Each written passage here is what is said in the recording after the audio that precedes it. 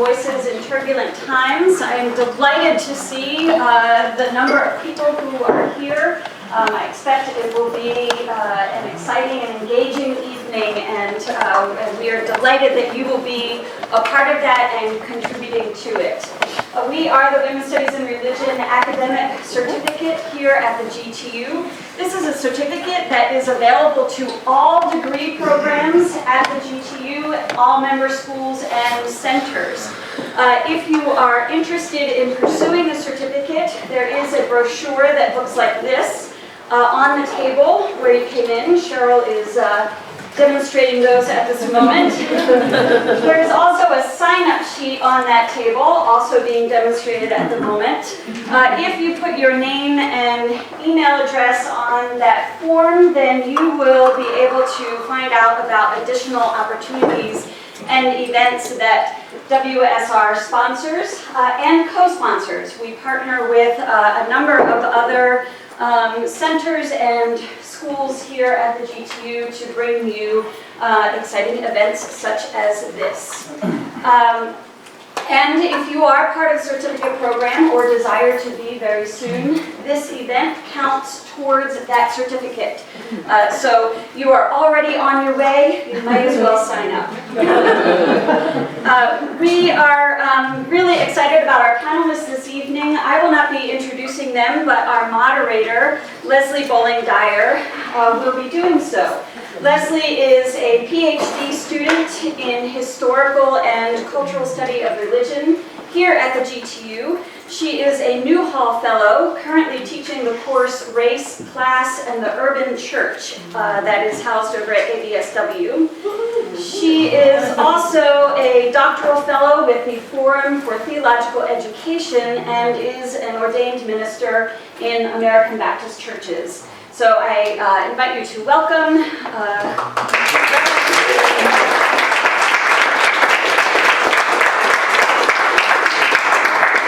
Excited to be here. I think we are going to get a real treat this evening. We're going to be treated tonight with the voices of scholars who represent a diverse set of interests, but also who, to a great extent, represent voices that remain underrepresented in the study of religion. So I think it is great that we have them gathered here tonight and can have this conversation this evening.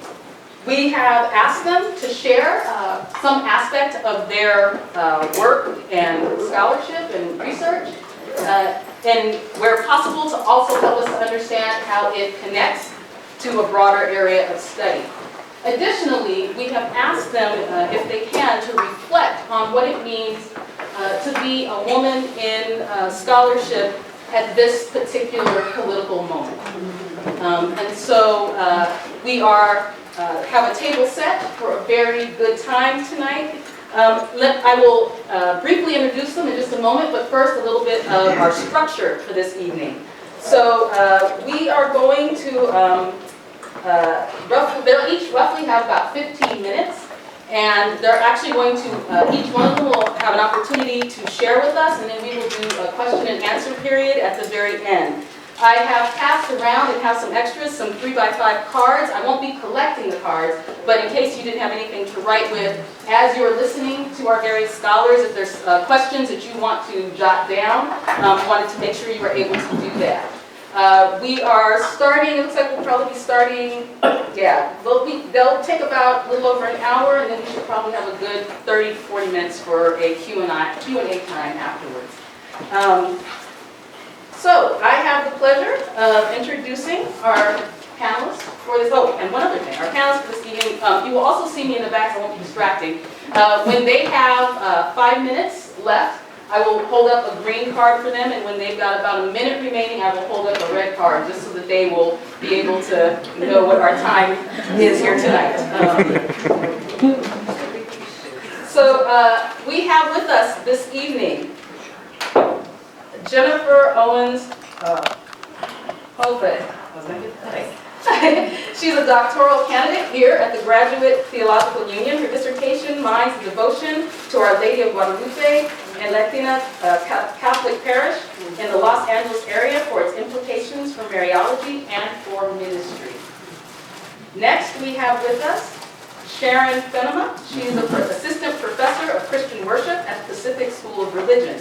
Her work addresses intersections of critical race, post-colonial, and gender theories with spiritual practices from worship to protest. Next, we will be hearing from Rita Sherma. She's a director and associate professor for the GTU Center for Dharma Studies and is core doctoral faculty here at the GTU. She is editor-in-chief of the International Journal of Dharma Studies and co-founder of the Hinduism Studies Unit at the American Academy of Religion. We also have tonight Valerie Miles Tribble. She's associate professor of ministerial leadership and practical theology at the American Baptist Seminary of the West. Her work as a womanist scholar, practical theologian, and activist informs her pedagogy. Please join me in welcoming our panelists for this evening.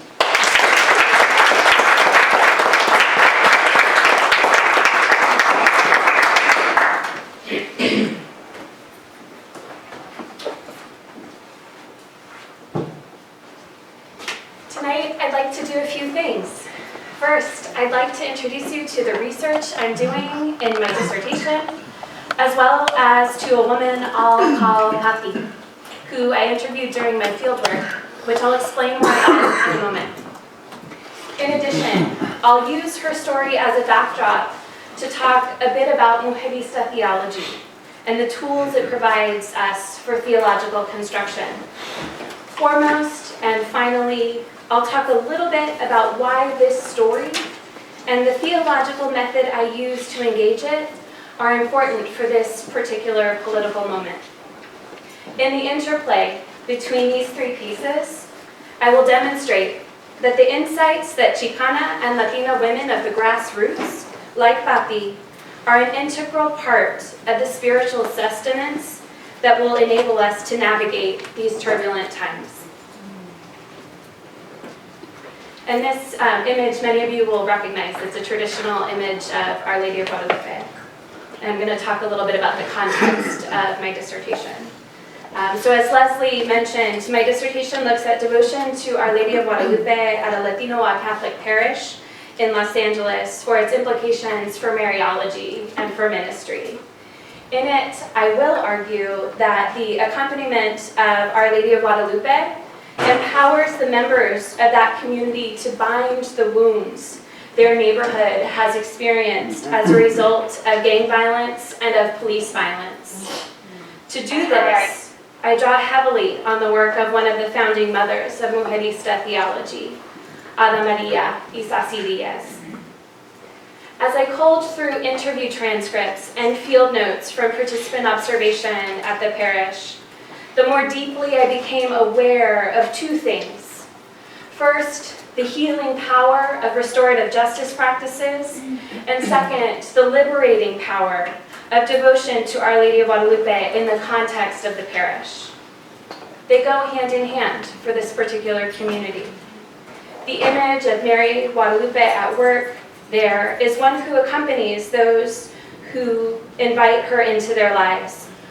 One who knows what it is to lose a child to violence, and one who guides their work for justice from that place. There are several ways to relate to Our Lady of Guadalupe, but the dominant one at the parish where I did my fieldwork is a traditionally Catholic one. Our Lady of Guadalupe as an image of Mary, the Mother of God. To honor their perspective on this issue, I'll use that image that conflates the two throughout this presentation. The ethos for ministry at the parish is participatory, building on a foundation of Christian-based communities and practices of restorative justice. Christian-based communities are small communities of faith that reflect on the gospel in light of their experience of life. As Valerie Miles Tribble has written, quote, "Restorative justice is rooted in a mutuality of righting wrongs as an ethical alternative to punitive blame that simplistically disregards more complex underlying factors of wrongdoing for each party involved." Close quote. Restorative justice practices and devotion to Our Lady of Guadalupe move this community closer to realizing the kingdom of God, as Isasi Diaz described the relationality of those who work for liberation, in the here and now. And this is an image that many of you, I imagine, would recognize as well from Yolanda Lopez. It's one in a series of Chicana feminist images of Our Lady of Guadalupe. And it reminds me of Pati in many ways. When I met Pati for the first time, she had been caring for her aging and ailing mother. I remember running up to her front porch after dark, after she had finished feeding her mother dinner, and she met me on the porch to sign a consent form. Even in the midst of full-time work in and outside her home, she offered me a big bear hug, reviewed and signed the form, and called me mija, my daughter, wishing me well in my research on La Mujerista, a term of endearment for Our Lady of Guadalupe. At a fundraiser for the parish and its school this year, the parish community offered her its highest honor for her work for restorative justice. Pati told the crowd gathered that long before she had begun to work with restorative justice, she in fact had lost 2 brothers to violence. At the times of their passings, her grief and her anger caused feelings of vengeance to burn in her heart. But her mother had been steadfast in her conviction that those responsible for the murders of her brothers were also in pain, and that they too deserved compassion. Through Pati's involvement in restorative justice circles at her mother's urging, she came to know its power to begin to heal the wounds left behind by the sudden and tragic loss of loved ones. When Pati and I spoke at greater length the second time, it was less than a year after her mother had passed away and just a few days before Trump's inauguration. During that interview, she applied a similar concern to Trump's experience of life. And this is an excerpt from that interview. These are her words I'm about to share with you. I just wonder what happened in his life. There's a lot of things that must have happened in his life for him to get at people like that. Someone who doesn't understand, doesn't have compassion. Maybe he's never known it in his life. She groaned. It's going to be a very challenging 4 years.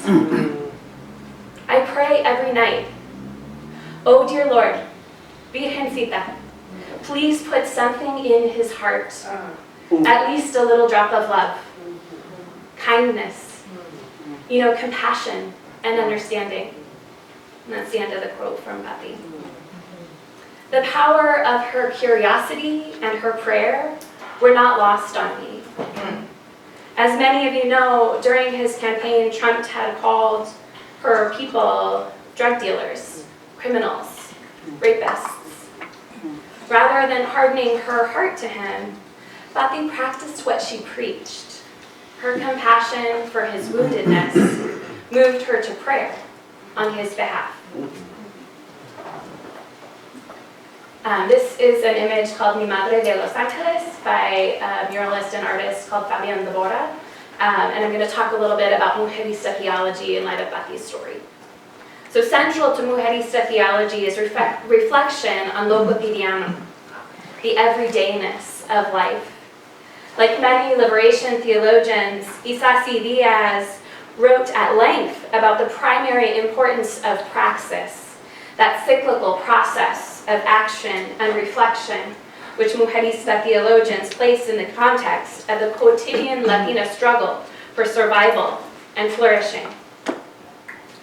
I started with Pati's story in part because Isasi Diaz and her sort of partner in crime, Yolanda Tarango, argue that grassroots Chicana and Latina women like her are organic intellectuals or grassroots theologians.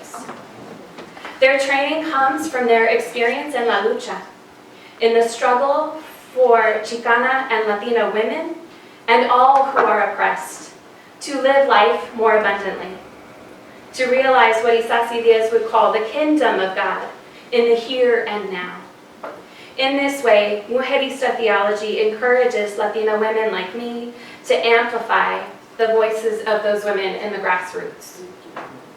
Pati's story teaches us a few things about the reality of violence in her community, about the reality of feelings of grief and of vengeance in the face of the unexpected loss of loved ones at the hands of another, about hope for forgiveness in these dire and in many ways unforgiving circumstances.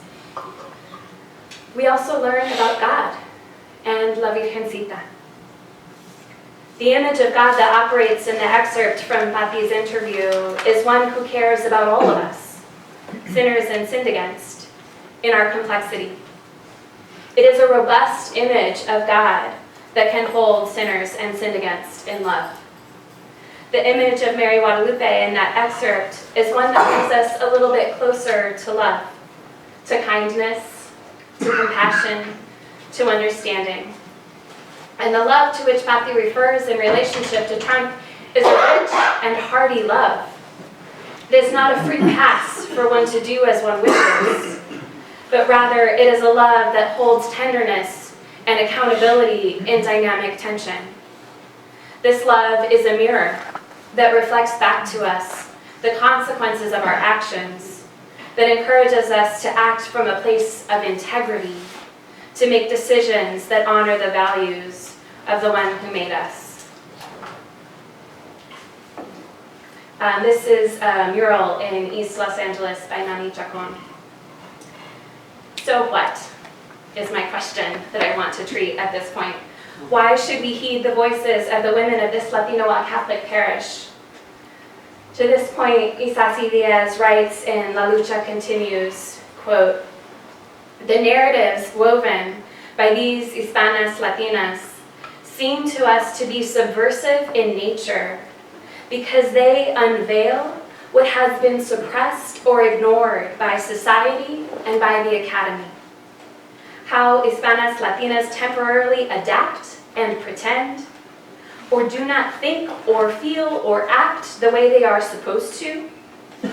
Hispanas Latinas narratives are subversive, then, because they are counterstories, narratives of resistance and insubordination that allow communities of choice to challenge and revise the paradigm stories of the dominant communities in which they are embedded." Close quote. These counterstories reveal the lie inherent in the notion that the dominant ideology of the Trump administration speaks for all people. They shine the light on communities the dominant ideology would lead us to believe are better left to the shadows. Why does the image of God to whom we pray matter? Why is the image of Mary Guadalupe who accompanies us important? Many of you who are familiar with Catholic tradition will know the Latin phrase, lex orandi, lex credendi. As the community prays, so it believes. More pointedly, as Susan Abraham, Dean of the Pacific School of Religion here in Berkeley, put it in her recent welcome lecture, we become like the gods we worship. The way the people, especially the women of this parish, pray is breathing life into my own faith. They are teaching me that in times like these, we can take comfort in the image of God and in the image of Mary Guadalupe that Pati named. They are teaching me that in times like these, we can trust a God who is big enough to comfort and to hold accountable the sinner and the sinned against in our complexity. They are teaching me that in times like these, we can seek refuge from a mestizo Mary, from a dark virgin, from one whose devotion grew in the face of the systematic violence of the conquest. These images of God and of Mary Guadalupe confront the us versus them mentality so pervasive in political discourse today. They encourage us to build bridges, not walls. They challenge us to see ourselves in the face of those who are otherized, those whose lives so many of this administration's policies so gravely affect. They urge us to heed the wisdom of those in communities like Pati's parish and to act accordingly. They lay bare the lie that this administration tells us over and over again, that those who are oppressed are not our sisters and brothers and siblings. These images of God and of Mary Guadalupe teach us the wisdom to which so many of our religious traditions point. That those on the other side of the dividing line are us, that we are them, that what divides us is to be overcome for the sake of a more just world. Thank you.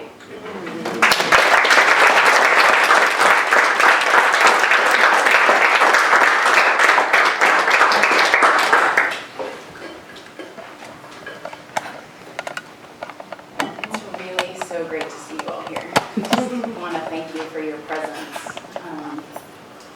When I think about raising our voices in turbulent times and women's studies and religion at the GTU, I find myself contemplating the relationship between our religious traditions and activism. And when we talk about the intersections of spirituality and social change, we often think them in contradistinction to one another. Spirituality is understood to undergird our value system in ways that move us toward social change, where spiritual practices are what sustain us when we are doing the difficult work of social change. What I've come to know as I continue in my work as a scholar activist, an elision that is for me what it means to be a woman doing scholarship in this turbulent time. What I've come to realize is that for me, this activist work, working for racial and gender justice, is itself spiritual practice.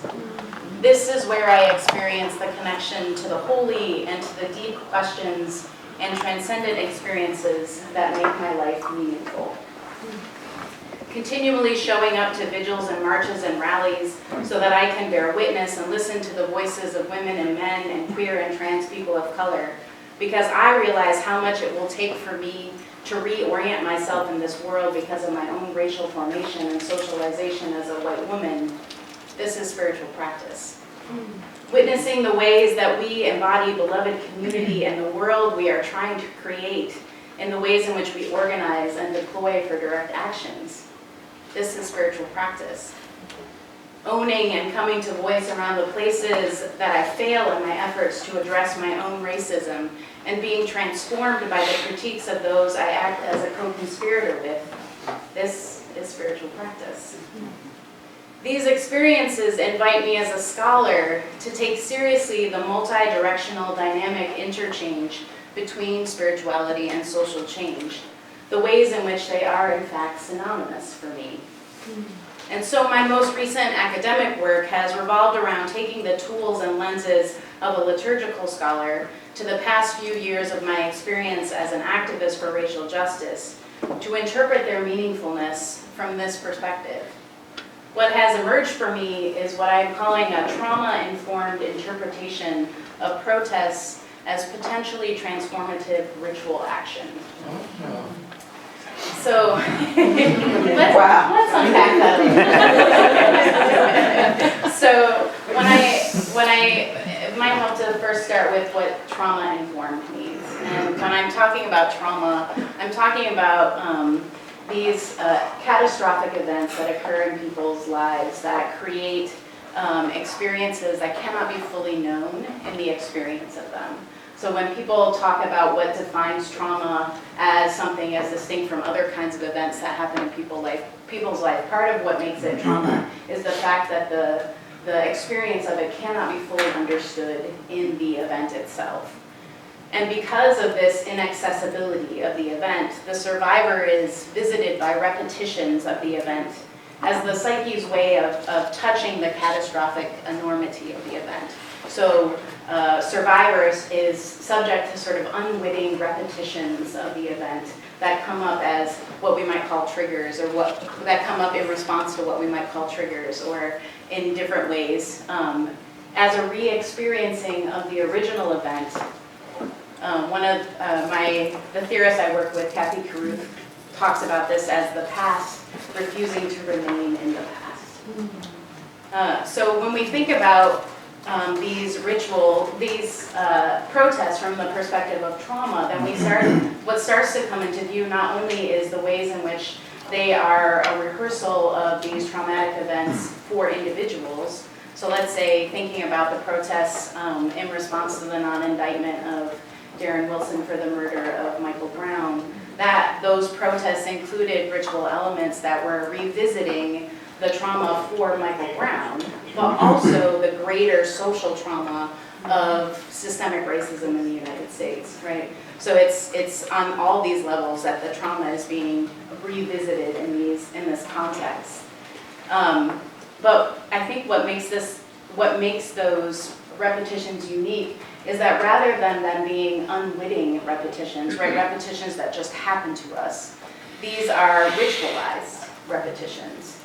And I think what happens when we think about these protests as ritual is that one of the roles that ritual can play is expressing and addressing trauma is the intentionality of the repetition. We're doing this on purpose. It's not something that's happening to a survivor. It's something that's been some of the components that were part of those protests, right? So some of them were marching with our hands up. In the context of the story, the actual traumatic event, Michael Brown was still murdered, right? He was still killed. In the context of these protests, a different outcome happens sometimes. In the same way, in the die-ins that happened as part of these protests, the folks laid on the ground in a repetition of the death of Michael Brown, but we got up again, right? So the outcome is different in this. So the third place that ritualization, I think, alters this traumatic event and can lean toward healing is in the ways that ritual places these iterations within a sacred or ultimate framework. So we can think about that in lots of different ways, and a lot of people who are participating in those protests might not understand them as sacred, but I do think they might understand them as having an ultimate context. And if nothing else, it allows for the ritualizing of these events, allows for layers of meaning to accrue on what was originally experienced as meaningless, right?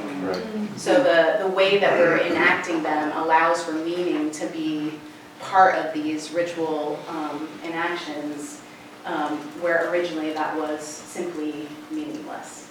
Does that make sense? Yeah. Okay. I'm still working this out, y'all. This is a work in progress. Which is part of why I want to offer it here, because I really want us to engage with it as a community and understand it together. I think, so I talked about the hands up gesture, the die-ins. I think it also is similar in the responses to the non-indictment of the police officer who murdered Eric Garner, in in just the statement of, and how many people had signs that said, "I can't breathe," right?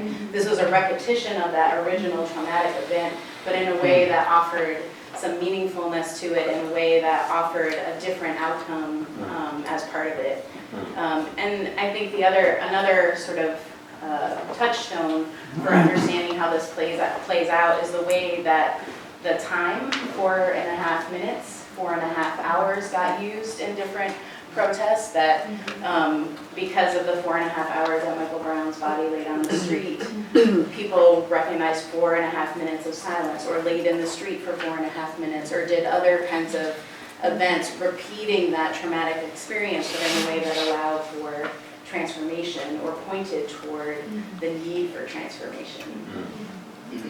So I think with this analysis, if you look at these protests from this perspective, it brings up a lot of complexities. In part, one of them is the different positions from which the participants experience these ritual iterations. So it will feel different. It will be experienced differently, perhaps by participants who are white than participants who are people of color. And that complexity, I think, is one that I really want to wrestle with and think about. How is that transformative differently, or how is that potentially transformative differently for people who are white and who benefit from the privilege, who benefit from the system of white supremacy, versus folks who don't, or who are oppressed by the system of white supremacy.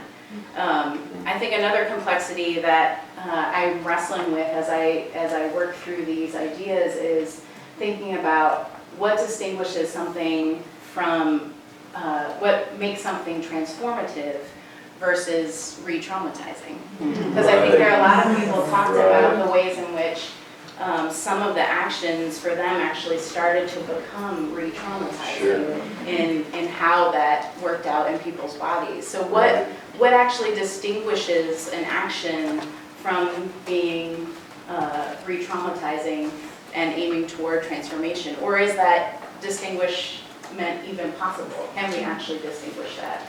And what does that mean for us as people who are involved in this kind of activist work to do that? So these are some of the questions that I hope that we'll get to talk about together a little bit, and as you engage with these ideas. But when I was thinking about this topic, one of the other things, besides this work that I'm doing, is I think one of the things I've come to realize, and this may sound like really elementary to some of you, most of you maybe, but is the realization that every place I do my work is a place for activism. That every single venue in which I teach, I lead worship, I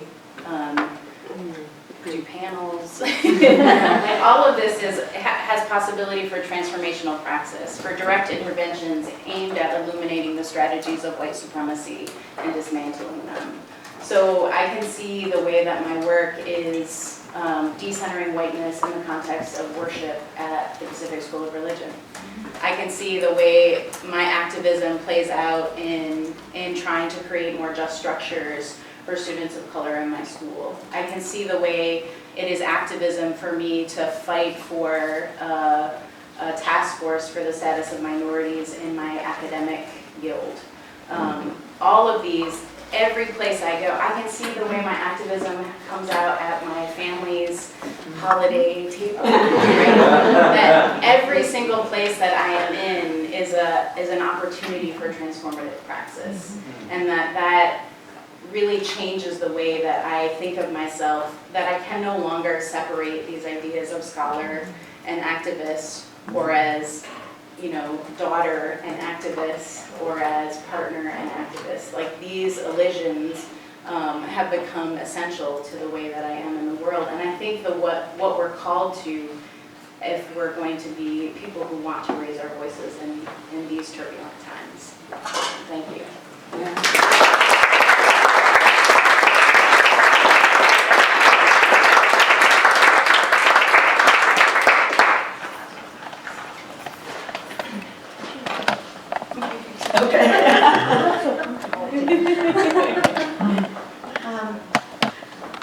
I'm Rita Sherma. I'm the director of the Center for Dharma Studies here at the Graduate Theological Union. The Center for Dharma Studies offers master's, PhDs, certificates in Hindu studies and Hindu theology, yoga studies, yoga theology, and courses in Indian Buddhism, in Jainism, and Indian philosophy. We also have 3 journals that come out of our center, not all of them involving Dharma studies. So for graduate students, please feel free to contact us if you have papers, regardless of your tradition. We have a journal for you. So 2 weeks ago, a very nice prospective student walked into my office. Of course, every prospective student is very nice. But this one actually was, because she brought me chocolates. And we had a very interesting conversation. She wanted to do a master's in Hindu studies. She had a solid background in the humanities. And then she said that she has to she needs at least 1 semester to think about everything, because she was in the midst of moving from the East Coast. But she said, before I leave, I need to ask you one question, and this question, the way you answer it, will be very helpful to me.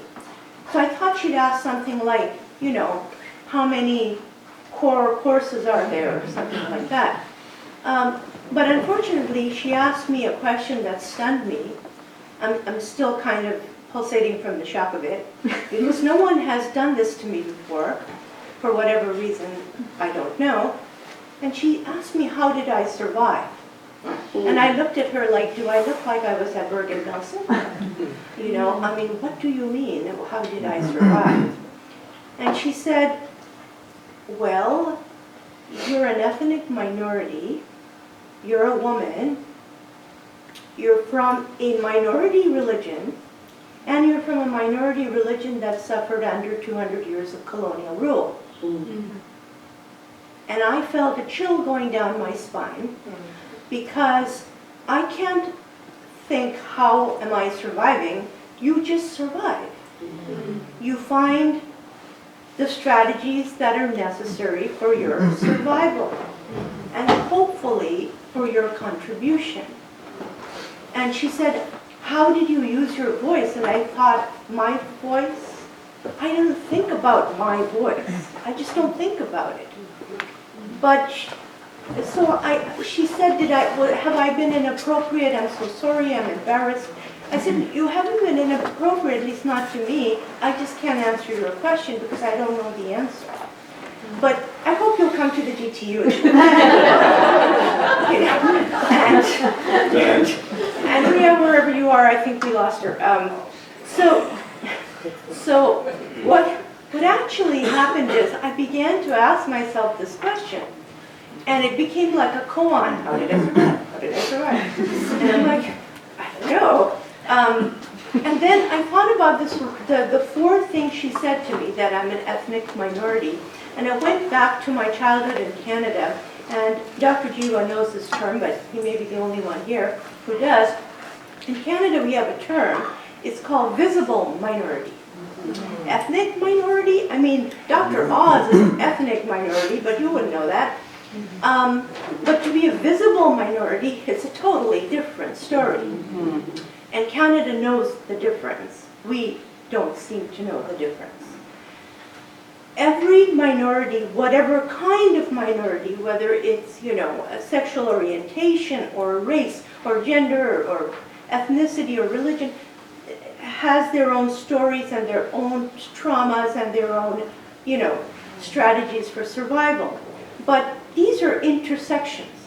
To be a visible minority, to be a woman, to be from a minority religion that no one knows about but appropriates from regularly, and to be from a religious culture that has been traumatized by colonization. And she forgot one more thing. To be American in the midst of all of that. Yeah. And I started thinking about it. When I was at USC, this almost hit me, but I avoided it. I received a couple of awards, but one of them was for Professor of Color of the Year. And when I got that award, I was like, color? I mean, I don't think about that, but I don't know what to do with that. But if you say so, I'll take it. Does it come with a fruit basket?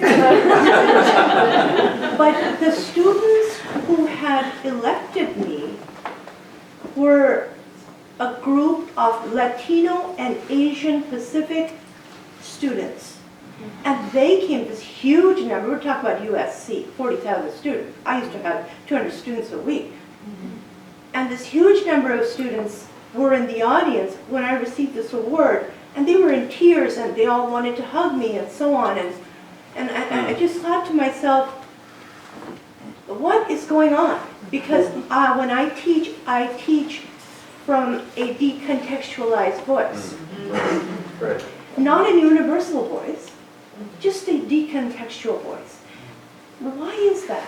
Because as a visible minority, a woman, and from a minority religion, from a religious culture traumatized by colonization, which no one's ever heard of and appropriates from, I cannot be understood. Therefore, I do not seek understanding. I seek to understand. I seek deeply to understand. And it is said that to understand is to love. To know someone is to understand someone. To understand someone is to be able to love someone. And the group of the executive of the Asia Pacific students came to me and said, "You love us and we know that." And then I was crying because that was true.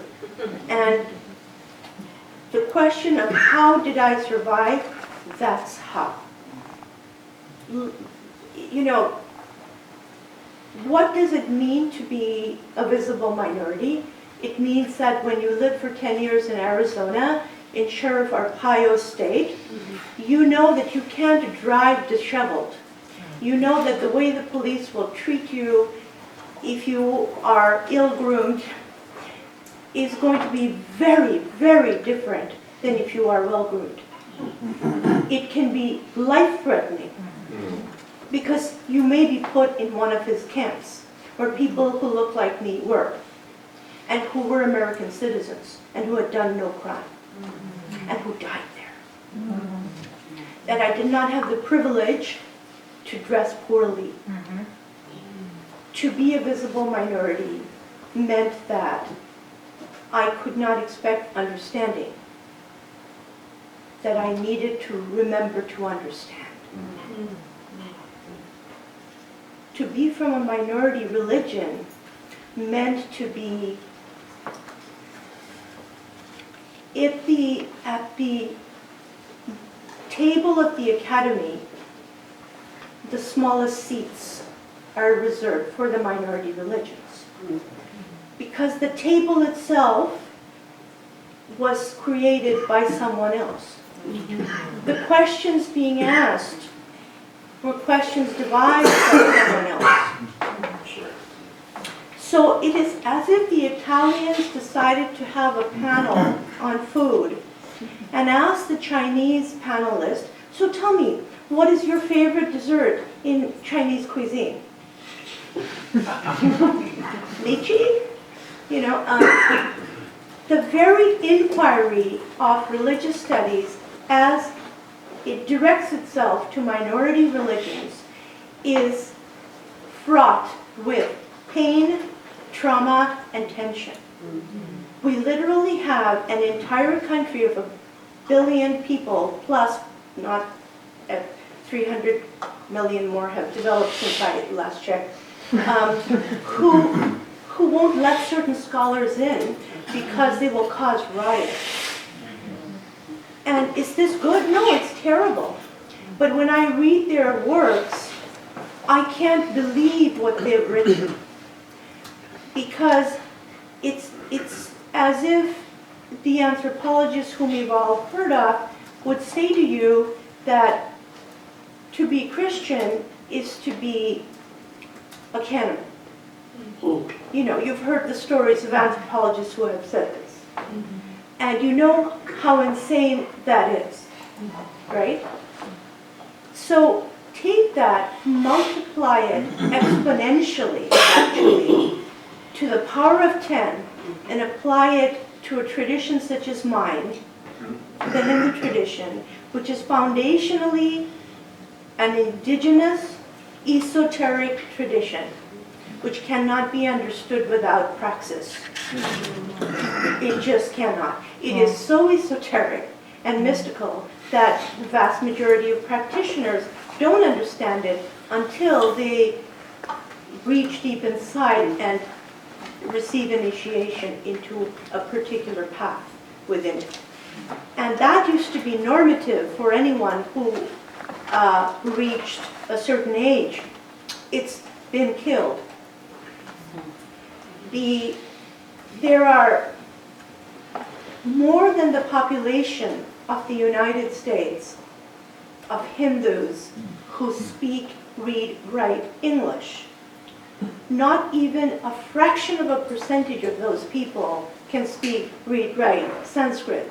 So when they want to have knowledge of their tradition, they will go to the written texts from University of Chicago and Harvard and Oxford, and they will read this and they will hate themselves. And they will be traumatized and they will be alienated from 5,000 years of civilization, religion, spiritual tradition. when I went to the AAR, I was a first-year master's student and had my paper on ecology accepted. I was very excited. I presented my paper, went to a lot of sessions. It was like a kid in a candy shop. And then it occurred to me that I couldn't find the section on Hindu studies. So I ran down the hall and bumped straight into Dr. Ninian Smart, one of the pioneers of the field of religious studies and a mentor, and said, Dr. Smart, I can't find the section on Hindu studies. He said, there isn't one. I'm like, what? And he said, no, there isn't one. And I said, but I know scholars of Hindu studies. You do too. Like, where do they go? And he said, oh, they go to religion in South Asia. I'm like, South Asia? Well, there should be Islam, Christianity, even Judaism, Baha'i, and I gave him the whole list of things, Zoroastrianism. These should all be in religion in South Asia section. There's no space for Hinduism in there. I mean, Hinduism should not be there because it will take up too much, air, oxygen. So he said, why don't you come with me and make up your own mind? So I did. I was horrified and walked out. And he walked right behind me and said, did you like that? I said, no. He said, then what do you plan to do about it? I said, what do you mean? He said, what would you like to have happen? I said, well, it would be nice to have a section where we could do Hindu theology, philosophy, ethics, aesthetics, semiotics, hermeneutics.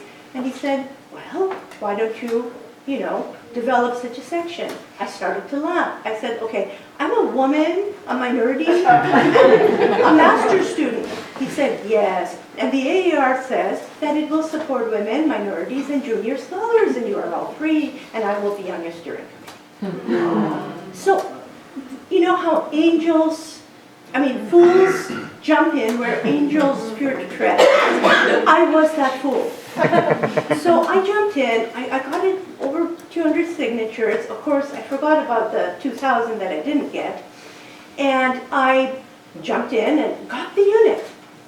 And I was eviscerated by the hoi polloi of Hindu studies, none of whom were Hindu, none of whom were women, none of whom were of any kind of background that had anything to do with my tradition. They were white secular males who decided to tell me how to understand and live and think about my tradition. And I asked them, what mistake have I made? Why are you mad at me? And they said, we don't want radicalism in here. And I'm like, do I look like a radical to you? Okay. And they said, oh, it'll come. Well, all these years later, it's there, and now it's normative. Hindu studies is normative. We were told by the British that we were this thing called Hindu, and there was a thing that we were part of called Hinduism, and we said, oh, okay, because we thought we were just people, all of whom had different spiritual paths, living together very happily for about 5 millennia. But if you say we're in this box, we're good with it because we'd rather not die arguing with you. So, but when I come to the academy with this identity which has been imposed upon me, the academy says, it's a false identity, fake news. You don't have an identity, it doesn't exist. You're reifying a thing which doesn't exist. There's no such thing called Hinduism. I'm like, excuse me? I think there's a billion people who now think that it does exist, and the academy's response was, they're wrong. So we still got our unit, it still continued, but I could not do what I wanted to do in there. I could not do theology, ethics, praxis, meaning. I could only talk about what grandmother does under the full moon in a remote village somewhere in North India. That was okay. I would love to do that. I love my grandmother. But there was some more stuff I wanted to do. So I co-founded a unit, a learned society called Dharma Academy of North America, where we actually got to do all of this, everything. And we are now the largest additional unit at the AAR. All right. They're not happy. But we're there and we ain't leaving. Been there for 16 years and we're staying. And we have our Journal of Dharma Studies. We created the field.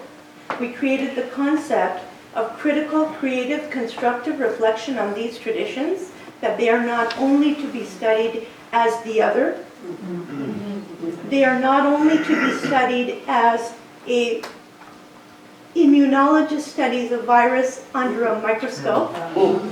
They are not just to be studied as I am that, but as I am that. And so now we have students of every race and ethnicity coming into Dhanam, it's known as Dhanam, the acronym, and presenting deep thinking, meaning-filled, signifying work. And the academy is going to be changed. Go out there and change the academy.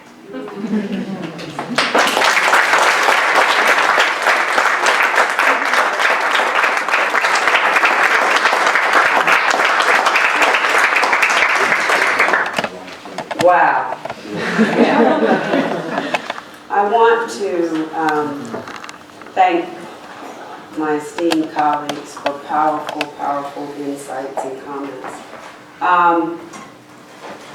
I want to share just a bit about the other underclass. In my work right now, I am looking not only at the societal landscape of America, but also in this age of 45, privileged, supremacist myopia. The impact also substantially affects the global lens of immigrants and people in our country. And so I want to just touch on really quickly some of the basic needs of poor women of color and their children. For me, the domestic issue of economic plight within America's shores gets minimal amplification in today's global focus on America's role in orchestrating the social political fate of so-called third world countries. Seems like America is everywhere, but paying attention to the injustices in its own backyard. One may argue that the imperialistic tendencies of America's foreign policy are for the greater good of American people. In fact, some people think that there's a global assumption when viewing America as the richest country in the world that all Americans benefit from its largesse. However, the truth is, in the richest country in the world, too few pay attention to confront or grapple with the painful suffering, the anger, the hopelessness of far too many trapped in the pockets of poverty throughout America. America's global eyes turn away from its own brand of colonialism here on its shores, where poor, undereducated, unskilled people struggle to survive. And while African and Latino American men are known as at-risk or endangered populations, documented as most likely to be incarcerated, I contend that the most overlooked at-risk group is poor women of color, and by association, their children. Prevalent gender bias in public policy impacts poor ethnic minorities and is directly linked to this imperious ideology, also at work within America, directed towards people more often negatively judged by hegemonic universals. For example, self-sufficiency, the mantra of the American culture, is one such universal that marks the poor as underachievers or lazy. My womanist lens focuses on women of color living in America.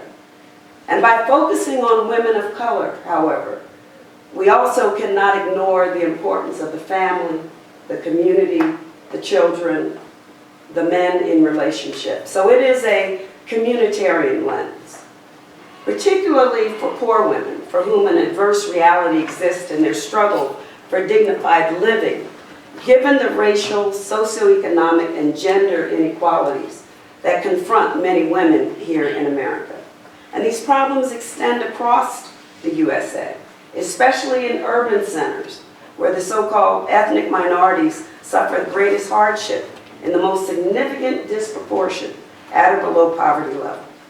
And while suffering is no respecter of ethnicity, class, or gender, there's a sphere of ethical ideology. If you are working for a certain level of justice, the FBI has deemed that we are terrorists. And therefore, that means that trillions of dollars annually that could result in domestic funding to help the poor get legislatively cut. Subsidized assistance to help the poor get cut so that we can focus on weapons of mass destruction, so that we can focus on fighting terrorism, so that our young millennials who were courageous enough to go out and protest under the banner of Black Lives Matter are now considered terrorists. So attention to global justice issues by international feminists and womanist social ethics scholars and activists serve to raise consciousness not only for what's going on around the world, what's considered universals, but also raises consciousness on how segments of this society are impacted, and the need to raise up the underserved women and children in the poorest communities, not only of the United States, but in the world. Other post-colonial feminists of color persistently caution against patronizing altruistic interests that prescribe hegemonic universals rather than enabling the poor and disenfranchised women to be heard. We need to hear those voices. We don't need to prescribe for them what they need. It's false to assume that colonialist universalism is the sole yoke of 2/3 of the world's countries, however. What's also needed is a resounding womanist, feminist, social ethic to advocate for voices and roles to deconstruct imperialist gender bias within America's shores, as well as across our world. My passion is organizational leadership, particularly around social justice factors. And I embrace what womanist ethicist Emily Towns calls the dancing mind. If we don't allow our minds to dance beyond the constructs of prescribed expectations for us, there can be no transformation. If we don't allow our dancing minds to deconstruct what has been constructed as our narrative and to dare to create a new narrative, then there can be no restorative justice.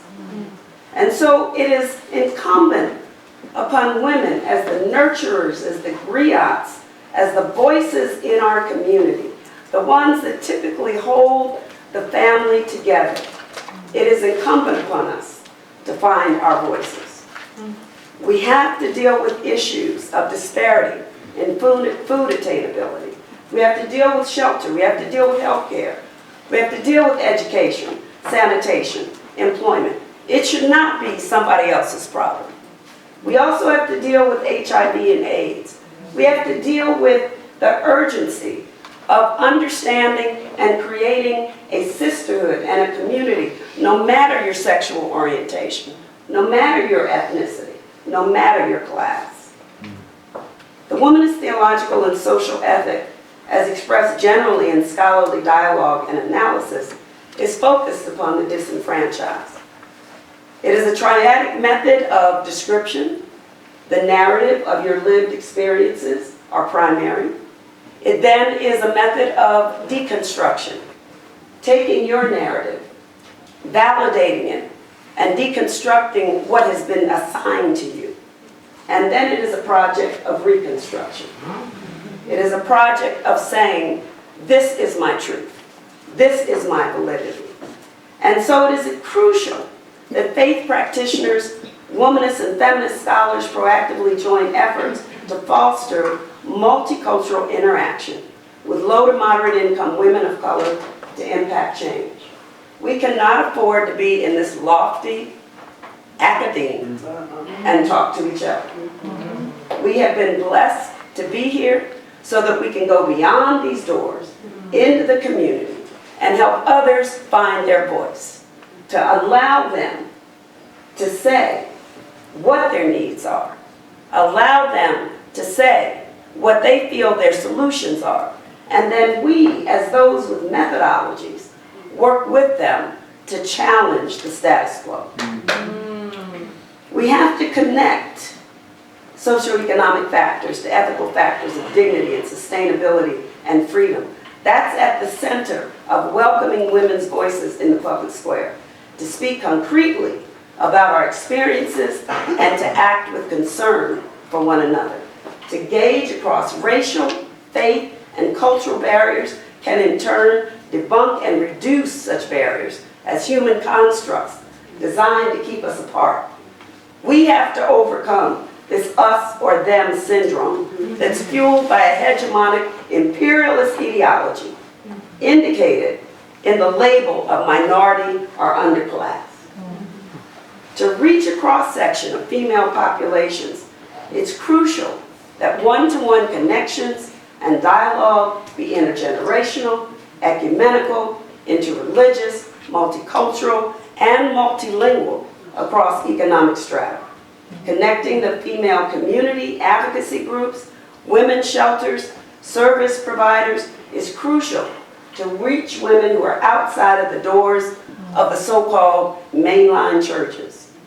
Imagine the power if hundreds or thousands of women organize their own needs agenda, comes together from all walks of life, uniting voice and energy to focus on public policy and on our issues identified by concerted efforts. If that were the case, if we were truly committed to that, 45 would have to hear. We have more power than we give ourselves credit for. And the urgency in this time calls us forward. The future of our children and our youth is at stake. So what's our prophetic role as women of faith?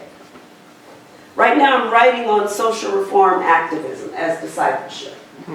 I'm framing that as a form of public witness that says we cannot profess a theoethic commitment to justice and to unity unless we are out there in the public square for justice. Yes. Prophetic faith in action requires us to be an activist, to reject being insulated from sociocultural problems that plague our neighborhoods, our families, and the larger community. AIDS can no longer be dismissed as somebody else's problem. Domestic violence can no longer be dismissed as their problem and not my problem. Black on black crime, sexual abuse of young women, including trafficking and prostitution, is no longer limited to the flatlands and not the hills. Increasing violent crimes of vandalism, car theft, burglary affects us all. We have to see that as a nihilistic expression of anger and not to punitively victimize and criminalize. Unfair immigration laws split families, and it's a racialized method of discrimination as much as the old-fashioned segregation laws were. Gender inequity is alive and insidiously functioning within and outside the church. Prophetic faith in action requires us to be dissenters, to be resistors. Prophets speak against injustice. They risk disfavor of the status quo. They questioned and challenged injustice. Prophets were not popular people. My academic agenda, my activist agenda is not to be popular. It is to be prophetic. Prophets were foremost ethical in their differentiation between right and wrong by championing the voice of the voiceless and mobilizing others to speak out. Prophets don't act on their own ego and self-aggrandizement, but for a larger cause that is firmly rooted in our faith in a just God. Would that we could be prophetic change agents for justice. The time is urgent, and we need to join our voices. Prophetic faith in action requires us, lastly, to be an enabler. Not an enabler in the sense of codependency, but as women of faith, we can work together to create a hybrid space, a safe space, where men, women, and children of multiple backgrounds and experiences can dialogue. We can use our churches as gathering places for town hall meetings, mobilization meetings, policy forums, as a communal hearing of needs and sharing, so that we can have planning steps. And we can assist in neighborhood data gathering to organize neighborhood action priorities and connect with community advocacy groups who are at grassroots and serving the at-risk community. What does this mean? This means that for some of us that are in ecclesial houses that are so conservative, that activists like Alicia Garza and Patrice Kalours and Opal Tomati would not be welcome as members of our churches. It means that we have to speak out and not allow that to happen. Because of their sexuality, they as visionaries of Black Lives Matter would not be allowed in places of worship. We also have to help identify commonly shared major issues so that we can be a catalyst for follow-up with civic leaders. I think that we have our work cut out for us. Are you a prophet? Let's get going. Thank you.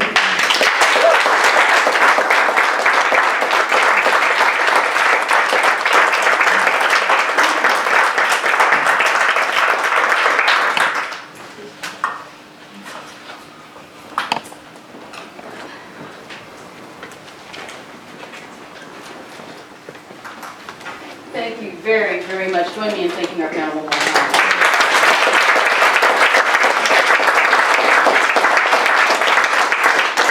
I'm going to pause for a second and allow you, if you have questions that you would like to offer to our panelists, to go ahead and collect your thoughts for a second, and then we will go ahead and begin to have a Q&A time. No, you are not allowed. Yes, absolutely. We would love for you all to also ask questions of one another. So my question is to Dr. Miles Tribble. And I am the mother of a son with a developmental disability. And they say that the thing about parents with children with developmental disabilities is that there's no RIP on your headstone, because you will never know peace. And my son has Asperger's. He's a beautiful young man who's an artist, but I can no longer trust that he will be safe flying home, flying to me from Arizona. I have to go get him. Even though he's very embarrassed by that, and he says, why can't I come?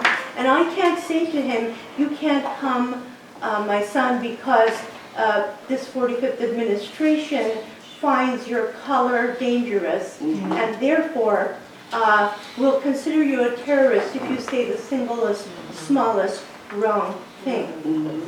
So when I work with people who are in activism in developmental disabilities, which I am as well, I am working with people who are from a very large number of, a very ecumenical group of, often Christian pastors.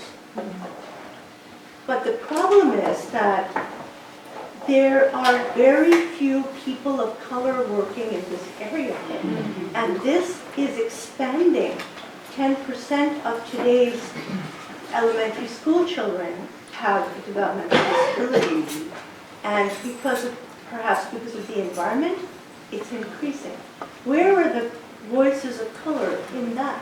You know, because if I think to myself, what has traumatized me the most, being a visible minority, a woman, no, being the mother of a disabled child. So when you say we must come together, what I think of is these causes. You know, Trevor Noah said when Philando Castile, you know, when the police were let go, he said it broke me. Well, it broke me too, because I thought it could be my son. And how do we come together? Because our communities talk past each other. So that's my question, how? I think that just by way of contextualization a bit, particularly for, I will say, African American families, for whom mental health is a very real issue. The barrier has been stigmatization.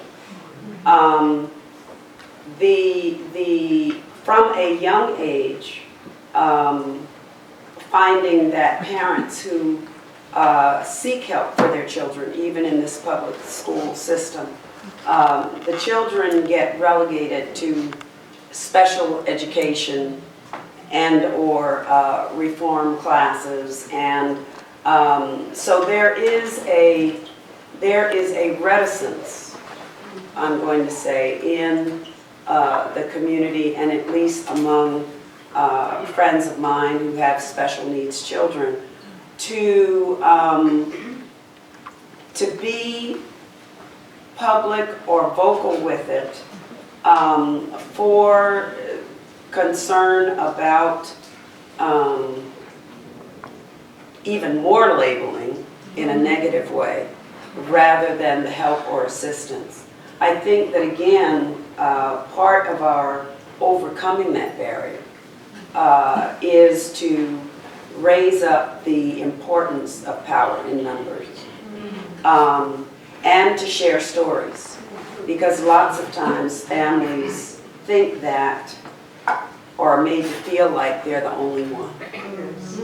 When we come together, and sometimes it means just starting with small, what I call circles of care, to find out that we have these similar concerns, and what can we do to mobilize against them.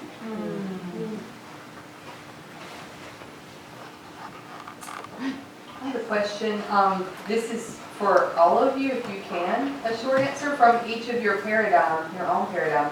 What role does lament play in raising our voices in turbulent times? Stefan, you've been evangelizing. It's not for me to answer at the moment. I want to hear what the voices say. I mean, I'm mindful of some of the bearing witness that it has been part of my activist work has been precisely that, to listen, to bear witness to the laments of people who are giving expression to the losses that have come because of police militarization, because of white supremacy, because of colonialism. And so I think part of the work, at least for me, the role of lament is a liturgical scholar named Don Saliers talks about lament as the school of speaking the truth in love. This is the practices of lament is how we learn how to be people who speak the truth in love. And so I think for me, when I think about lament practices, I think about the folks who break windows I think about people who engage in yelling and screaming at other people as acts of lament because they have not had other avenues for voices to be heard. So what would it look like for us to provide avenues for voices to be heard, for truth to be spoken, that didn't require property destruction, that didn't require destructive forces of anger? So for me, that part of the job of those who are engaging in this work is to figure out how to offer avenues for that. I'm thinking in particular about the peace walks that some of the women whom I've interviewed have initiated in their community. They were much more common in the 1990s when, as one woman put it, they were losing a person a week to gang violence. They were much more common in the 1990s, but have continued as a result of different kinds of violence, notably police violence more recently.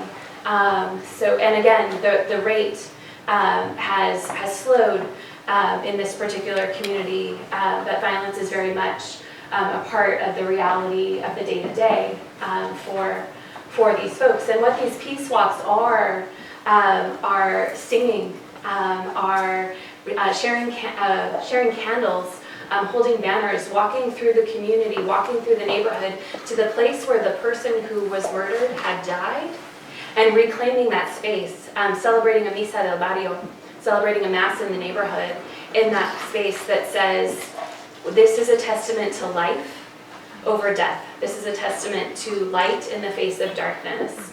And I think that process speaks to the step beyond lament, into the process of kind of getting folks outside themselves, not grieving on their own, but grieving in community.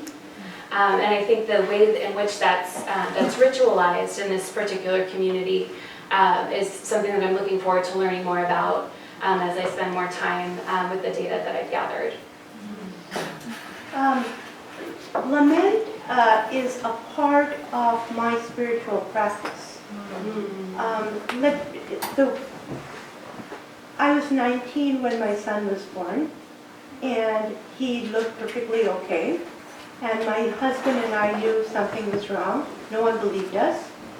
And at that moment, my lament started, and my search for a spiritual balm solution to my pain started. And my diving deeply into the contemplative traditions of my faith started. And I found I could not meditate. I just could not. At that time, what I did is, I just sat there and said, okay, I'm just going to sit here, because I don't know what else to do.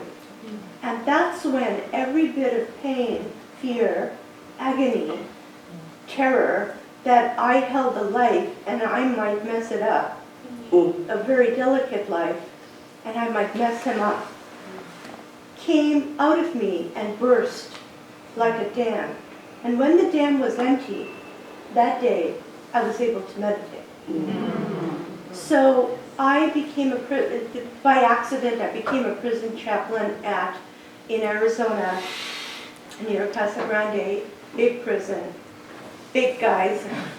And I was teaching them a Vipassana practice, and they could not meditate. And I told them, I want you to sit and allow every bit of pain and trauma and fear and terror you have inside you to come out. Just let it come out. And don't look at me, don't look at anyone, just be with it. And look at it with enormous compassion. And then they were able to. So lament is, as the Zen tradition has this idea of gates to enlightenment, gates of entry, and suffering is one of the gates. Well, for most people, it's the most useful gate. If I could just add and amplify what Sharon mentioned, particularly being on the streets in times of protests and engaging millennials. What I find is that lament is not always the neat, contemplative, spiritual experience. If you're ministering there, you have to be ready for a lot of anger, a lot of cussing, a lot of lashing out.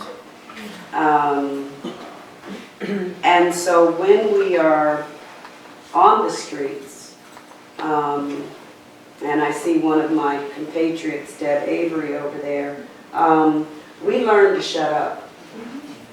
We learn to allow people to express in the way they want to express.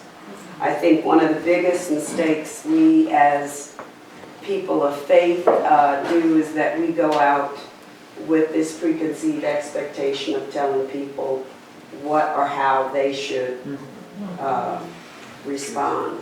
And I think it's important that in that raw moment that we see God there. Whether or not they're understanding God to be there, they may be angry with God. At this point, having lost loved ones, they may challenge you that there is no God. But I think that the importance of allowing that expression to take place in whatever way, hopefully short of violence, that we can allow them to find or start to get towards a place of healing. Just real quickly, year before last, had an opportunity with a bunch of clergy to be in Prairie View at the site where Sandra Bland was arrested and taken into custody. And after leaving there, going to the actual jail where she was murdered, and yes, she was murdered.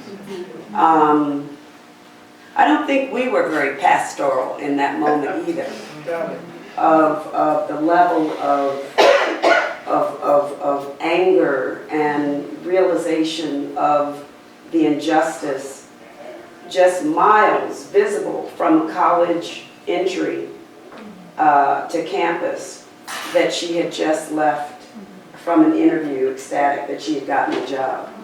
I think that you would have found many clergy and many scholars, excuse the expression, throwing snot, cussing, whatever we needed to do in our form of lament to a God of justice to say this is unjust and they shouldn't get away with it. And we took that anger to that police station. And did our singing and our marching and whatever else we needed to do to exorcise that evil.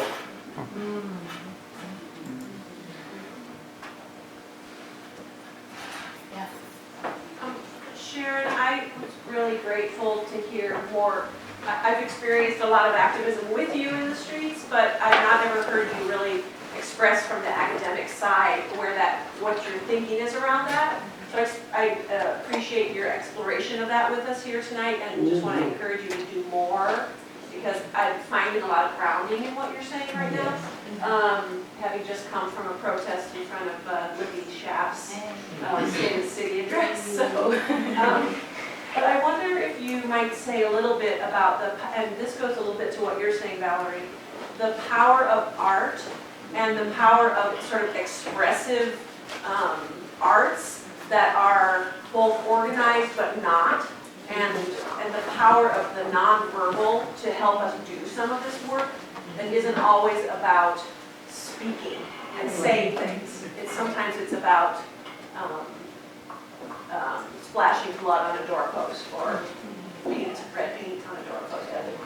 Can you speak a little, because I know you've been doing some thinking about that too. Yeah, I think, it's to me, it gets at the inexpressibleness of trauma, right? So part of the ways that ritual, especially the nonverbal aspects of ritual, can, I think, move us towards transformation is touching on what cannot be spoken. I think when I think about a lot of these vigils or rallies I've been to, it's where the language breaks that transformation is possible. That in that moment when that person who's speaking can't feel a palpable change. Before we left, on the other end, right next to our middle school, is the site of the 137 shots. I don't know if you remember it because there's so many new traumas every day, things are happening. But two police officers shot into a car and killed 2 people. And one stood on top of the car and shot into the roof of the car just to make sure. 49 shots he did alone. But there was a whole chase. My point, the reason what I'm getting to is you referred to trauma-informed ritualized repetition, I think you said that, something like that. And then you cautioned that there's a distinction between that and re-traumatizing. What I'm looking for is what the women in that community, because East Cleveland is about, I would say 95% African American, and most of the people there are impecunious. And so how does one take that description, deconstruct it, and then reconstruct it in some ways that can help those children who have to pass that space every day?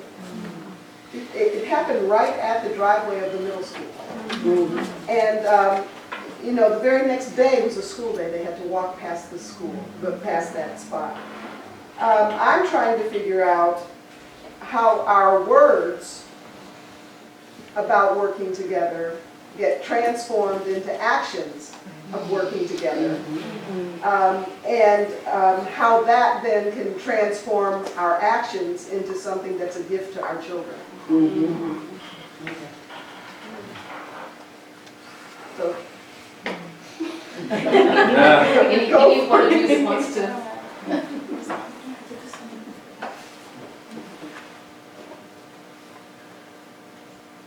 I think that one of the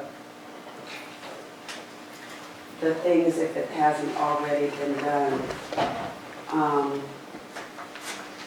that would be powerful for the women to find, the women of that community, to find ways to engage the children. The school district may not officially do it. exactly. But to find a community place where the children can gather. There's power in their spoken word. There's power in their being able to draw or express. There's power in shared narratives, and in that time, then key women, some of whom might have clinical backgrounds or psychology backgrounds or teaching backgrounds or just plain moms, can validate their humanity. It's something that we can't keep expecting institutions or authorities to do. We have got to do it ourselves. And I think that's what I would suggest as one concrete way.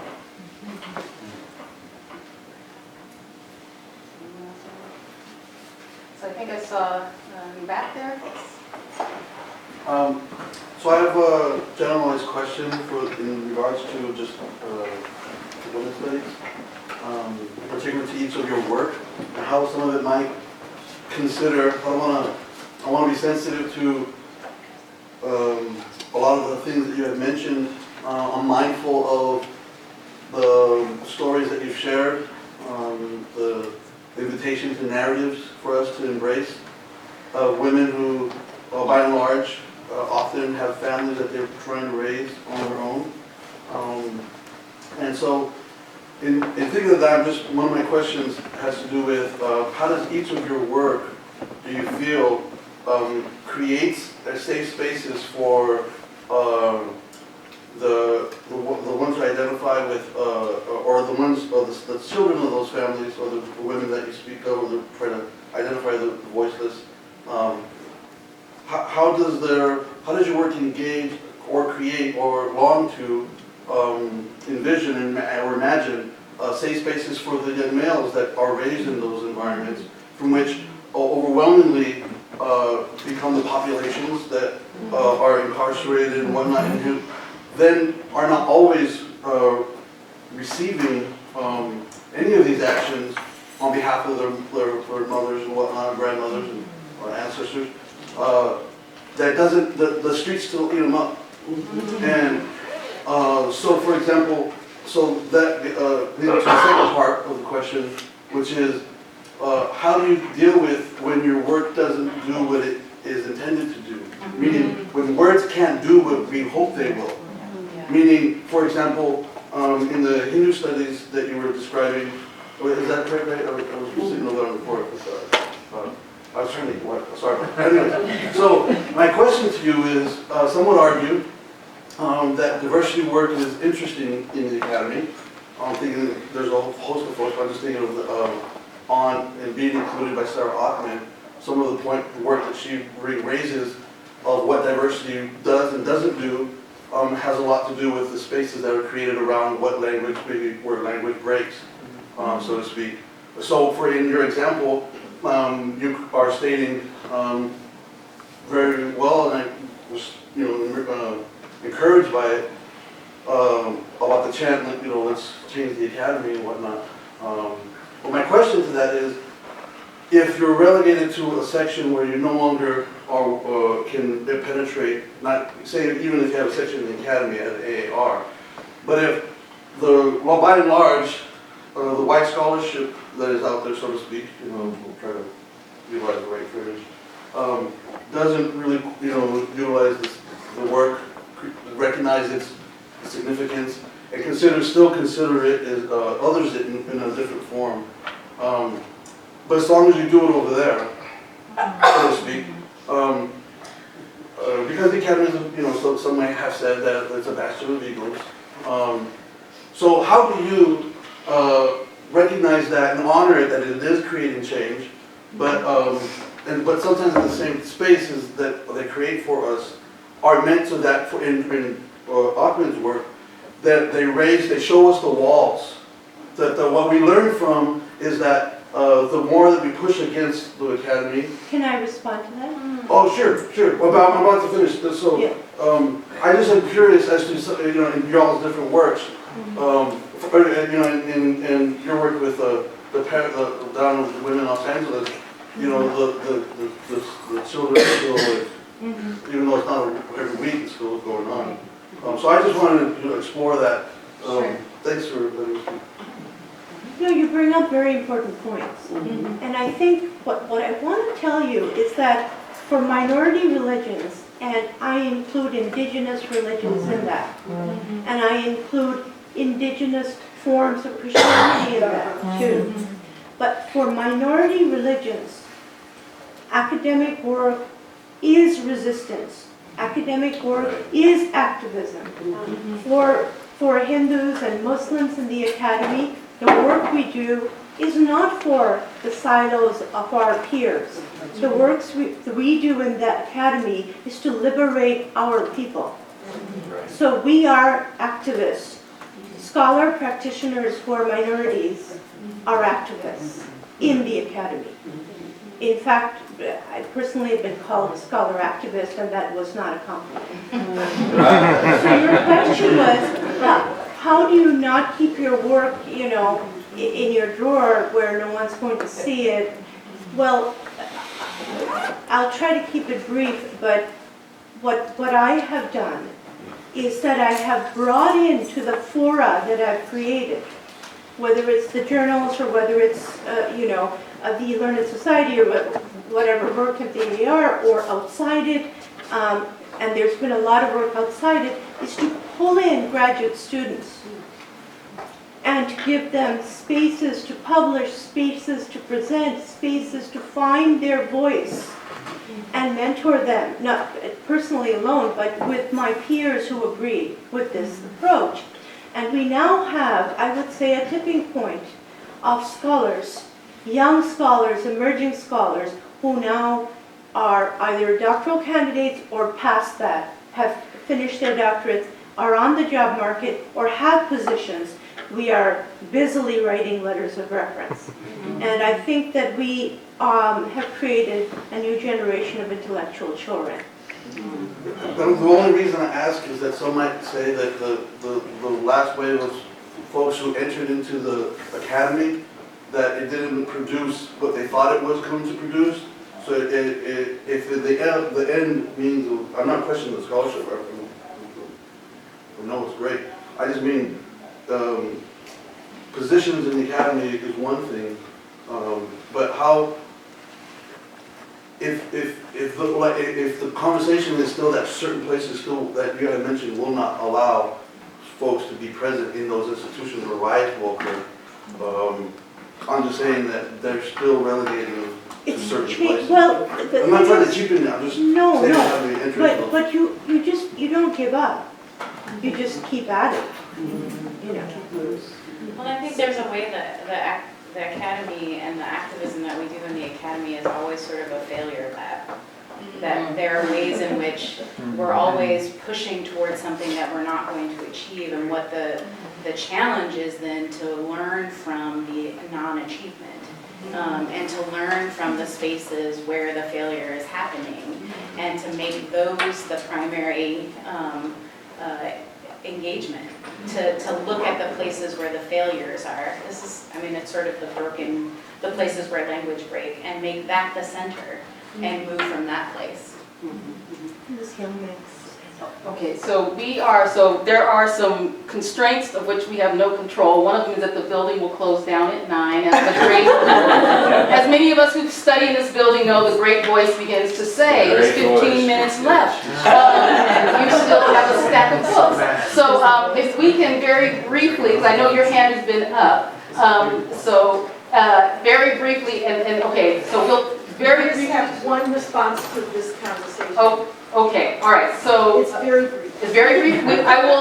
Yes, we will allow you to have one brief. I would say this, that it was in the academy that we broke through the white male domination of interpretation of the biblical text and of theology. It was in the academy that we won that battle, and it has trickled down to the rest of us and to the society as a result of that. Perfect, no, we have problems, but it was there that it happened. And I can say that in my classes every semester, because there are things that happen there that have helped us tremendously.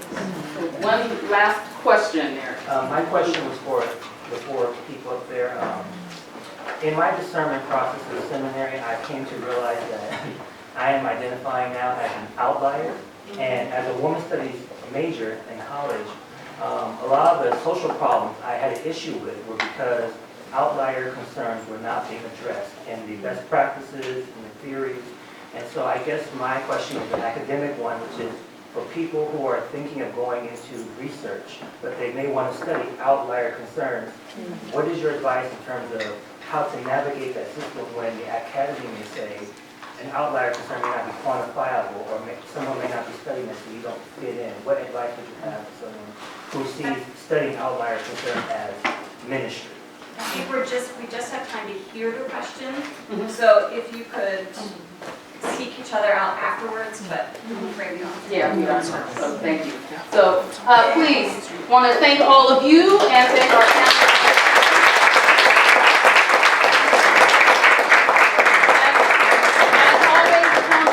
Is always here to start but not to end, so please keep talking.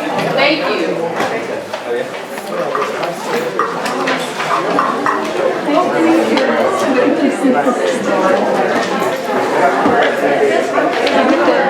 Email from